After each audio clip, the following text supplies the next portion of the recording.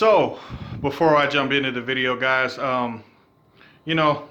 just talking about Monarchs real quick. We all remember the format when they were released, when the structure deck really started being a real thing in this game. We remember ABC, we remember a lot of these decks, but Monarch was one of the first to really take off with these structure deck ideas, and this one definitely did. But and quickly touching on the deck itself, it got power crept. There's no way around it. And for us to understand that, we have to understand that, guys, fully and totally, this deck has been power crept. So therefore, it becomes, okay, so how do you cover those gaps? There's a lot of issues with a few other cards in the deck, which I'll touch on when I get there. So I'm just going to jump straight into it. And there's about 5 different versions of Domain you can even play. And then on top of that, you can also play extra deck Monarchs because the Soul Day is a thing. And then there's some Warriors in this deck and some other options that you can go forward and play. But without further ado, I'm just going to jump straight into it. So, guys, Heaven Monarch, for those who don't know what she does, I'm assuming gender here. Don't forget, please forgive me. She's your interruption on your opponent's turn, and as well as your own turn. She kind of sets everything up to be able to load your graveyard, just like Erebus does, which I'm playing 2 of. But having Aether Stormforth still be a thing, even in modern Yu-Gi-Oh!, is still really good, and there's still a lot of outs. Erebus is the Kickstarter for your first turn plays. Obviously, you would like to play 3, but I feel like 2 for the moment is correct until until some things change. Maybe Monarch gets a new card, maybe the format slows down a little bit. But right now, I feel like the biggest weakness of this deck is it's really hard to control extremely powerful decks like Dragon Link. It's almost not possible right now. And that's just without me jumping into everything. But as far as what Erebus does, dumping spell and trap cards of the Monarch Persuasion into the graveyard, and then shuffling a card, getting your engine going while ripping a card from your opponent is really important. It does not target it, and it's a shuffle. It's a removal effect. So it's super duper necessary to play. But I don't think you need to play 3. You can, but I don't think you need to. You definitely can though. And then obviously in a non-domain version, this is domain, I would probably play 1. 3 Vanity's Fiend. This is my opinion. Again, guys, we all know if Vanity's Fiend had 1,000 defense, it would be very easy to play this deck, and it would be a lot more fluid, I'll say. But it's still relatively fluid, and Vanity's Fiend is still extraordinarily powerful. Like, without question, it's still extremely powerful. And this format calls for you to play 3 of this. You can't really afford to have Aether and Majesty's Fiend conflict, so I kind of went with Vanity's Fiend for that reason. It's always been a thing, but I feel like it's more important now than ever that you have to play Vanity's Fiend because just really everybody's special summoning. Whereas in the past, when Monarchs was at its best, you could still kind of get around some stuff by taking away monster effects. I'm playing double Karaz. I think you should probably play 1. I'm just going with the cards that I have, and as well, I don't like drawing the Karaz and then not having the pop to fly out onto the field off of Aether, because Aether special summons the Monarchs. In case you didn't know, I'm not going to go over every card because I'm assuming everybody already knows what they do because Monarch was so popular. But double Karaz, my opinion, I feel like double is correct. So the crux of the deck is right here. And it's really irritating because the problem with the deck and why it got power creep so hard is because we're in a hand trap meta. There's 2 really powerful combo decks that make us play hand traps. And so those decks are so strong.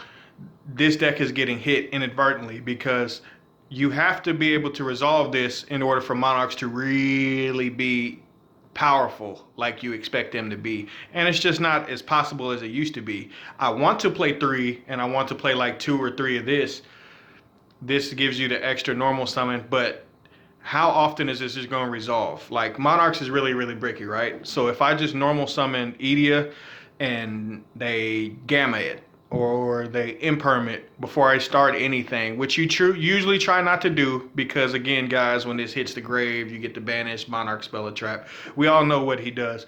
But if I'm just starting off with this, which is going to happen in a majority of your hands where sometimes you just don't open anything, you just have this and the tribute monster and not a way to really search with the pantheism or with the tenacity, it's just weird because cards like this, cards like Tour Guide, they're just not going to resolve like that. So that's why, like, it's just not that good of a card right now, and it's really, really irritating. And I'll get into why it's even more irritating in further detail as I go along in this video.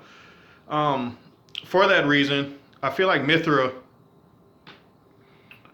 this is my own little thing, and above the other ones, I really like Mithra because Mithra gives you the additional tribute summon, and then it also helps you to play around cards like evenly because it gives your opponent a token. Cards like, it's very similar to Mech Knight Gersu before it ever existed.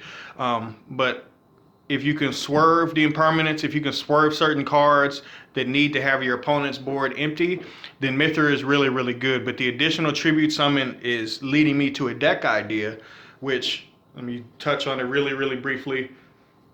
With this deck, where, guys, I believe that there is a very, very strong possibility that a hand loop version of this deck can exist, because if you play multiples of this, or one of this and then maybe two of the Mega Thestalos, then you could basically essentially hand loop your opponent, especially if you played a card like Escalation. The issue becomes a card like Mega Thestalos, so ignore this card for a second. If I'm talking Mega Thestalos, which I'll put on the screen for you, and I put that in comparison to a card like Erebus, the issue is that Erebus kickstarts plays and sends spells and traps and gets your game going, which is a huge issue because if I want to play Mega Thestalos, I also want to rip cards from your hand, so to speak, but Mega Thestalos doesn't dump anything, so that becomes the problem. However, I really feel like, guys, that's a really, really potent idea for this deck, as well as extra deck, which I'm going to touch on in a second, as I said earlier. But I really think Triple Mithra is actually kind of crazy right now. But it's going to take some more of me like labbing and trying to figure out a little something for the deck, because let's face it, guys, I mean, it's just got power crept hard as hell. Red Layer, I don't think you even need to play this in the domain version, but again, like I said, you sometimes need that body onto the field without being able to be stopped. And you also need to have some kind of recursion. And Red Layer can actually grab red layers in the middle of the game. So like, say this is in the graveyard and I special summon Red Layer, I can add a Red Layer. And then if I bricked really hard and I still have a domain and I need to turn the domain of the Monarchs on, then I just tribute over the top of it. And then this is a tribute summon monster. I don't think a lot of people have seen that before. I'm pretty sure it's common sense, but a lot of people haven't seen that before. But guys, Red Layer, I'm more so like skeleton. This is a skeleton of a deck. It's not so much a deck profile because I feel like nobody's figured it out as of late. But there's so many ideas, which I'm going to touch on again because this is also a discussion video. I'm really like befuddled by this card because it's nuts, but it's also like, yeah. But you're going to have to play it if you're going to play extra deck version, which, again, I'll touch on in a second. Pantheism is at 3. That's the reason why you play in this deck. Otherwise, it's a waste of time. One of the best draw spells in the game's history. Obviously, you need to have the Monarch spell to go with it. Usually, that's going to be a domain in your hand. I'm not playing Terraforming. I'm just like, hey, if you draw the domain, if you have problems drawing the domain, then you're not doing something right. You're going to draw it, and it's going to go very, very well for you because it's so easy to get to it. But I've thought about the Terraform because you can just slide it in. And then obviously you got Tenacity, 3 of them things. Self-explanatory. Tenacity is tenacity. You reveal a 2400 attack, 1000 defense, or a 2800 attack, 1000 defense, and then add a Monarch spell, a trap. One of these that you usually add will either be a Prime Monarch, a Pantheism, or a Stormforth itself. And then you know, it's a beautiful thing with pantheism. To if you didn't open this, you give your opponent 3 options, all 3 being Stormforth, and you say you're going to get Stormforth. It still exists, and it's still really, really strong. Double return. You don't need to play 3. It's a waste of space. 1 for 1. For the Edia, like, you don't have to be as attached to some of these cards because, like I said, I feel like Edia and Eidos are actually incorrect right now. But it's like, it's infuriating because they're so good that you kind of have to play them, but you're not going to resolve them like that.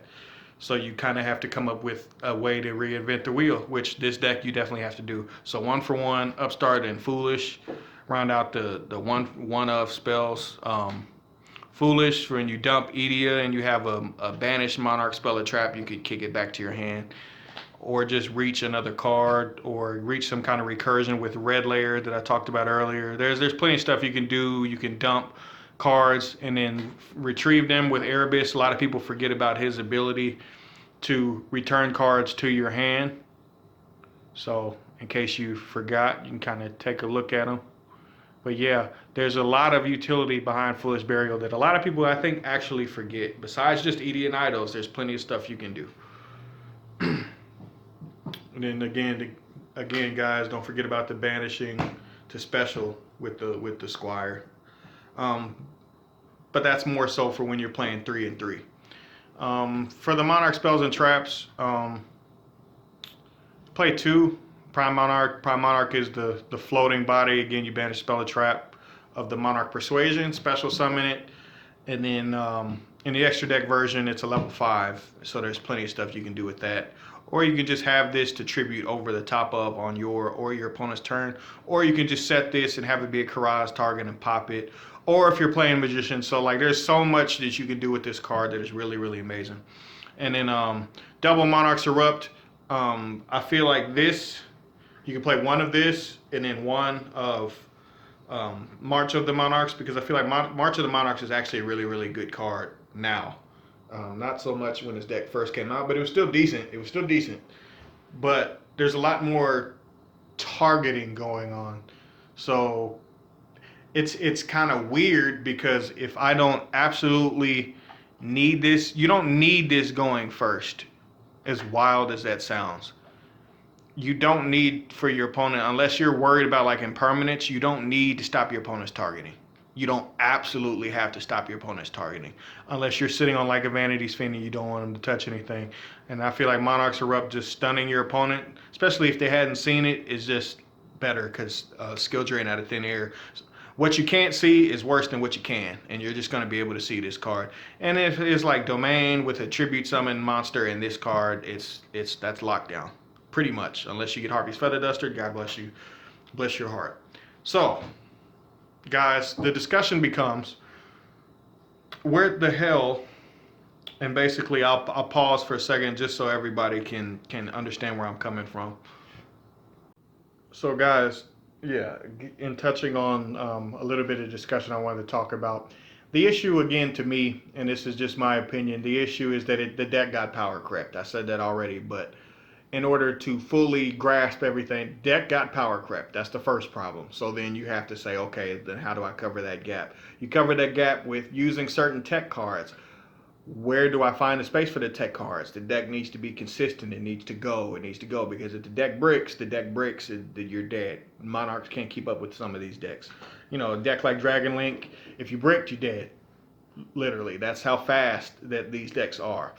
So there's a lot of stuff that I've noticed that I want to work on myself with the deck, and I'm probably going to come back with another deck profile, and it's going to be the extra deck Monarch version.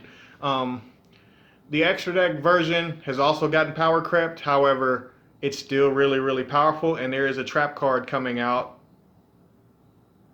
that when it comes out can quickly make extra deck Monarch an actual thing, because I can have the explosivity of that deck, and then I mix it with a trap card that can absolutely blow your opponent completely out and turn on Domain at the drop of a dime, although that does sound a little bit bricky for a deck that's already bricky. But the cool part is that you can resolve a Soul Day in this deck very, very easily and special summon Edia without ever actually normal summoning. And if that happens, then you have something going on. I appreciate you guys for tuning in. This is just like a skeleton, somewhat idea of how you would go about building domain, but there's definitely more to be found with this deck, and I'm experimenting with it. Give me a second, I'll come up with something.